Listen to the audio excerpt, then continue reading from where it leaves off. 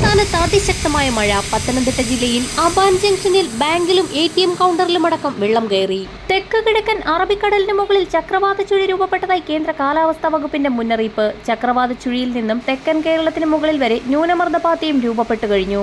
ഇതോടൊപ്പം അറബിക്കടലിൽ നിന്നും ബംഗാൾ ഉൾക്കടലിൽ നിന്നും വരുന്ന കാറ്റിന്റെ സംയോജന ഫലമായി ശക്തമായ മഴയ്ക്ക് സാധ്യതയുണ്ടെന്ന് കേന്ദ്ര കാലാവസ്ഥാ വകുപ്പ് അറിയിക്കുന്നു. അടുത്ത 5 ദിവസം ഇടിമിന്നലോട് കൂടിയ മഴയ്ക്ക് സാധ്യതയുണ്ടെന്നാണ് കാലാവസ്ഥാ വിഭാഗം മുന്നറിയിപ്പ് നൽകുന്നത്. ശക്തമായ മഴ കണക്കിലെടുത്ത് ഇടുക്കി, പാലക്കാട്, മലപ്പുറം, വയനാട് ജില്ലകളിൽ യെല്ലോ അലർട്ട് പ്രഖ്യാപിച്ചു. ഈ ജില്ലകൾക്ക് പുറമെ കൊല്ലം, പത്തനംതിട്ട, കോട്ടയം, ആലപ്പുഴ ജില്ലകളിലും ഒറ്റപ്പെട്ടയിടങ്ങളിൽ ഇടിമിന്നലോട് കൂടിയ ശക്തമായ മഴയ്ക്കും ചില പ്രദേശങ്ങളിൽ നേരിയ മഴയ്ക്കും സാധ്യത.